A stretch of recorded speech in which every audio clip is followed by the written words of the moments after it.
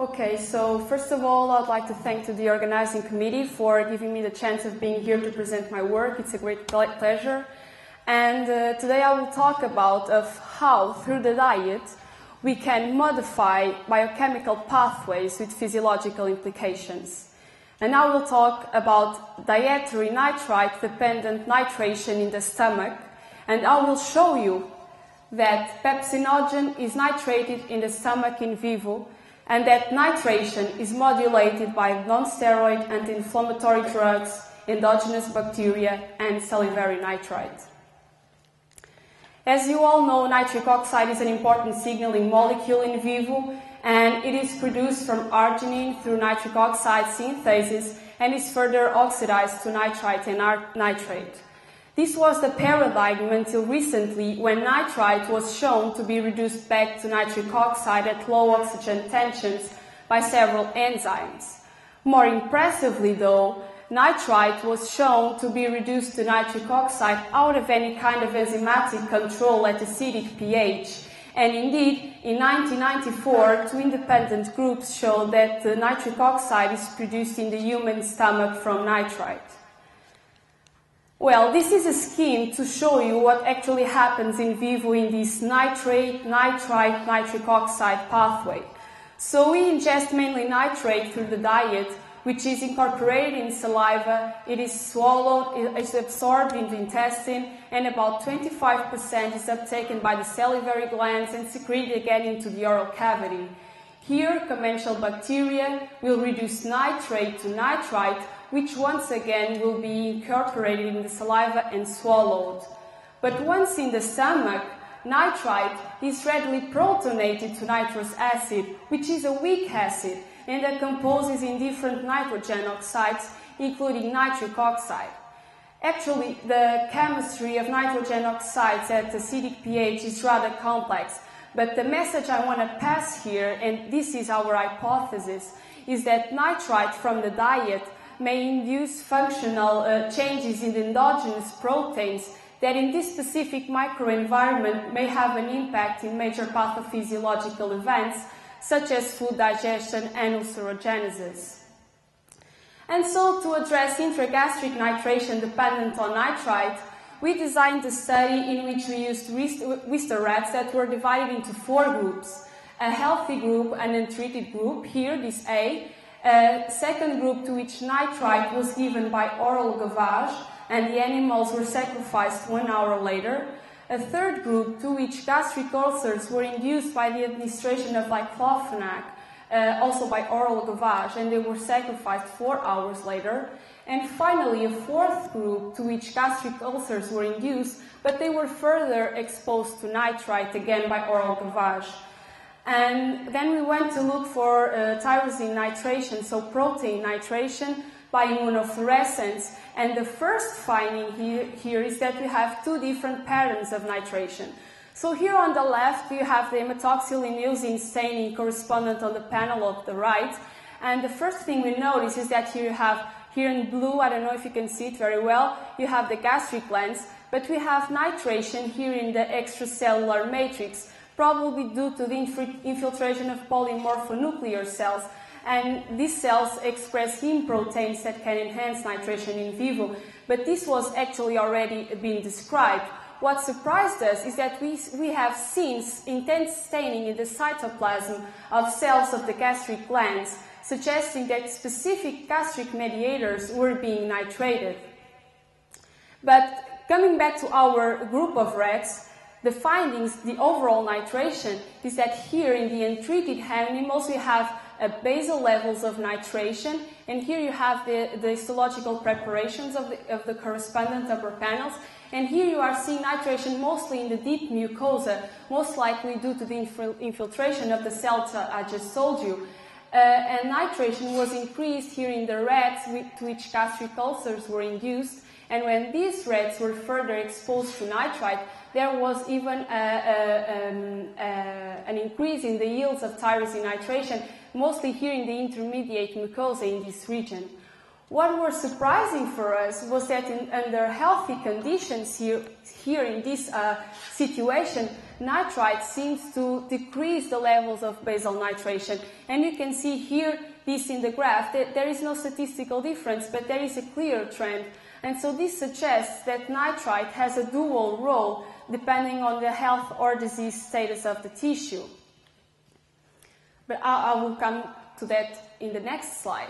Because, as I told you, we detected nitration in specific cells of the gastric glands. So the gastric mucosa is a highly specialized structure, and it can secrete as many as 20 chemical messengers with critical functions in the food digestion. So we started to think about possible targets for nitration in vivo, and then we came out with pepsinogen, because pepsinogen is a quite abundant protein in the stomach, but also it has a fair amount of tyrosine residues in its structure. And what is pepsinogen? Well, pepsinogen is a zymogen. It is secreted by the chief cells in the gastric glands, and after a meal it is released to the lumen, where due to the acidic pH is converted into pepsin, which is the major gastric protease in the stomach, responsible for the breakdown of the dietary proteins. So we went to look for pepsinogen nitration by immunoprecipitation, and we used again the same group of animals, and the results were very similar to the ones we obtained with the overall nitration. Here in the untreated animals, we had some basal levels of nitration that increased in the acute gastric inflammation and were further enhanced here when we fed nitrite to rats with gastric ulcers.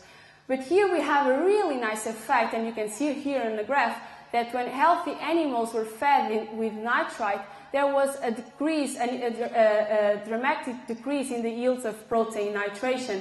And that was surprising, but some explanations can be envisaged, and one of these explanations is that it has been shown that nitrite-derived nitric oxide can enhance and increase mucosal blood flow in the stomach. And in these situations, the polymorphonuclear cells that I told you that express heme proteins such as myeloperoxidase that can enhance nitration in vivo, so these cells will be more efficiently washed out, and so the availability, if one can call this like this, but the availability of nitrating agents will be decreased, and therefore you have this decrease in the nitration.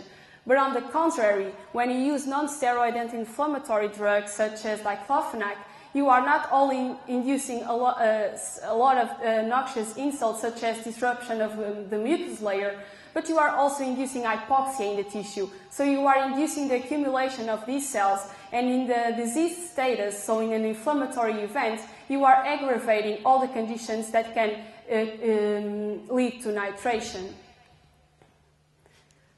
Well, so far we know that pepsinogen is nitrated in vivo, and so what? So has nitration any impact on the function of the protein?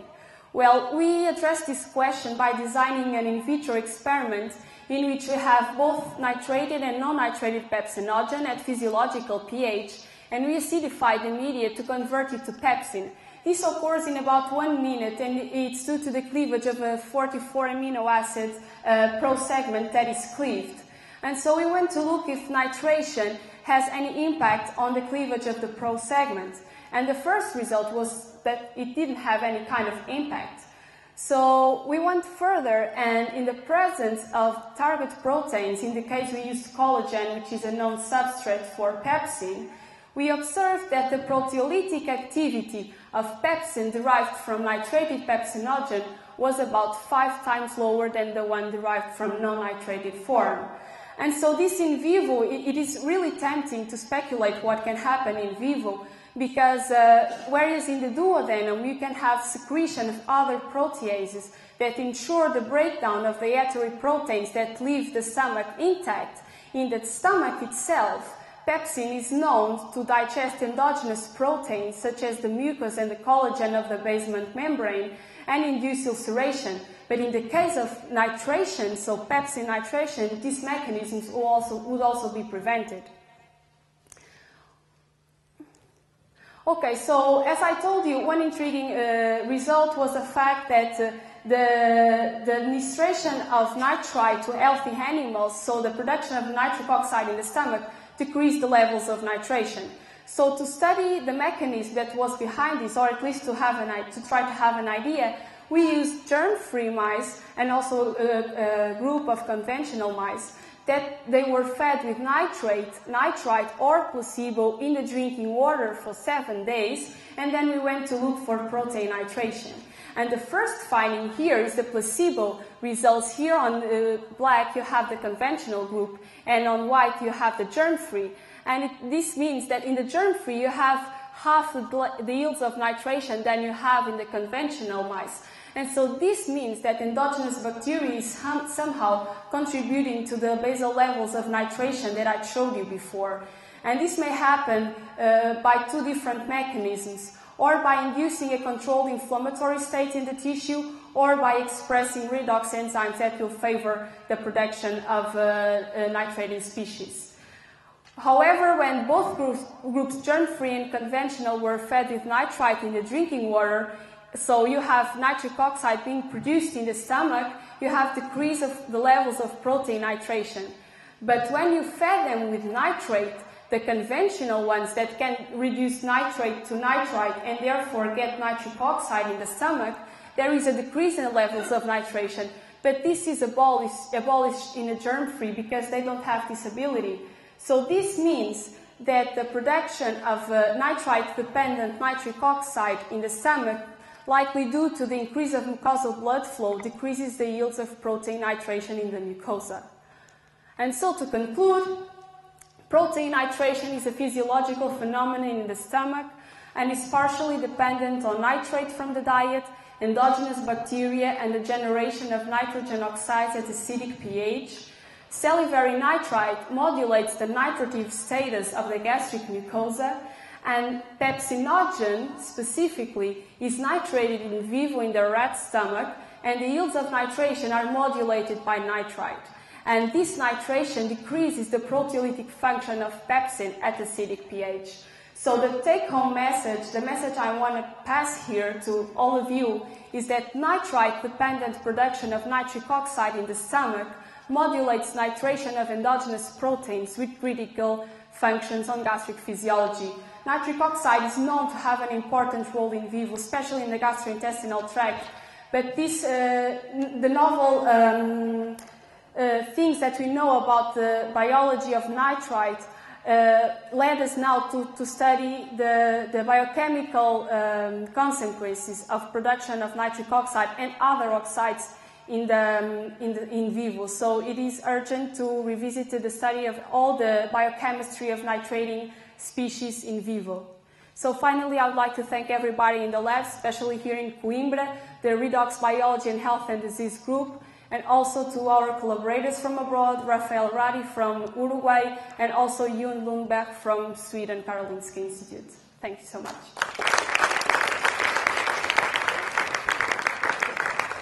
This communication is open for queries, questions.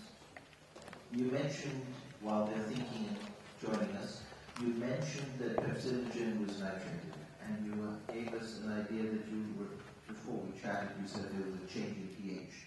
My interest is in the gastric ulcers. Could you speculate a little bit about how you think your findings might influence the treatment of gastric ulcers? Well, the first thing I want to point out here is that I think that this mechanism is highly dependent on the health and disease status of the tissue. If you are putting me the question in the perspective of gastric ulceration, I would say that nitrite in that case can be dangerous, because the thing is that you have an already compromised mucosa, and so the generation of nitric oxide and the effects of nitric oxide in this case can be diverted towards the dark side that we know that he has. However, if you ask me about nitrated pepsinogen, or in the case of nitrated pepsin, I would say that we could have a beneficial effect there, because the proteolytic function, if it is decreased in vivo, that we don't know because we did in vitro experiments, then the digestion of the basement membrane of the gastric mucosa would be inhibited. And so I think that one could think about the beneficial and protective role regarding nitration of pepsin in vivo. Thank you. Is it possible, is it premature at this point to really start thinking about the physiology In other words, the stoichiometry of the amount of pepsin, the amount of nitrate, nitrites that you have there, and the ability of the stomach to just secrete more pepsin. How realistic is this mechanism physiologically at this point in your mind? That is a really nice question, because 2 weeks ago I wouldn't know what to answer you, but because it's really hard to know. The yields of nitration in vivo, at least for me, it's hard to know. It's hard to know how much pepsinogen is stored in the chief cells and how much is converted into pepsin. So it's hard to say. But actually, a few days ago, we performed some experiments in which we observed that gastric ulcers induced by pepsin, when we induced gastric secretion, so the secretion of both pepsinogen and acid, so we would get pepsin in the lumen, you would come out with profuse gastric perforations, not ulcers. You would have perforations and intense hemorrhages. But when we created the conditions to have pepsin nitration, the ulcers were abolished. And in some rats we have some erosions, and in some others they were totally abolished. So I cannot tell you the yields of nitration, the amount of pepsinogen, or the availability of nitrating agents, but I can tell you that in our preliminary experiments we see an effect. Okay, thank you. Please. Superb presentation. Thanks. Very exciting research. Congratulations. Thank you so much. A quick question. So all of your experiments, have all of your experiments been basically acute exposures? Yes. So do you have any ideas, hypotheses about what chronic exposure and the relationship between the microbial responses might be? And there are some studies relating the effects of dietary nitrite with gastric ulcers in chronic treatments. And it was shown that the chronic exposure to nitrate or nitrite in the drinking water inhibits the development of gastric ulcers. But I didn't do the experiments, and I'm not sure how will it work in terms of the biochemistry of nitrogen oxides. One thing is known is that gastric ulceration is inhibited when the rats were fed with nitrate in the drinking water for, I hope I'm not lying, but something like a week or something like we did in the germ-free mice. And this was the chronic study we did, and it was just to have an idea of what was happening with nitric oxide being there, decreasing nitration in healthy animals. So I have not an answer for you or a conclusive answer for you, but because nitrite per se has a role. So. Thank you very much. Kelvin, short. Very interesting study. Just a word of caution. Pepsin, as you know, is a very broad spectrum protease, incredibly broad spectrum. And you used one substrate, which was what kind of protein was it? Collagen. But was it normal collagen or was it a solubilized collagen for ease of proteolysis assays? That is a nice question, because I didn't believe the results on the first time. So I didn't use one substrate, I used 4 substrates. But since I had 10 minutes to show my data, I had to choose one. And we will show the other 3 later. We have one question right there in the back, and that'll be the final question. Thank you. With Helicobacter pylori infection, there's a disruption of the acid feedback loop, so more acid is produced. So first of all, are you likely to see more peroxynitrate products as part of the syndrome of infection with H. pylori, number 1. Number 2, in terms of the gut bacteria that nitrate, the pepsinogen, would it be the bacilli genus most likely? Have you given much thought to what bacteria might be involved? Sorry, I didn't understand the second question. In terms of the gut bacteria that nitrate pepsinogen, is it most likely the bacilli genus? Because they're active with proteins. But have you given any thought to what might most likely be the category of bacteria involved? First, the H. pylori. Okay, so regarding the H. pylori, of course that you can have here mechanisms of nitration dependent of peroxynitrite, and actually you have there the conditions here, because the stomach, I mean, not only the oxygen tensions are really high, you have also bicarbonate, so you will be increasing the conditions to have nitration. But in the case of Helicobacter pylori, the thing is that there is an increase an increase of the pH in the stomach. And when that happens, and regarding the nitrite-dependent nitration, I think that it would be increased, because if you have higher pH, what happens is that the reduction of nitrite to nitrate will be impaired, and then the yields of other nitrogen oxides will increase. Then you would get more NO2 radical, and most likely you would have more nitration. But ladies and gentlemen, I am using Chairman's prerogative. I failed as your chairman. My co-chairman has been excellent. But I thank you for your talk. Okay. There will be tea and drinks afterwards. We need to move on to the final communication this afternoon. And unfortunately, we're running 15 minutes late. I have never been late before in Kerry. It must be France.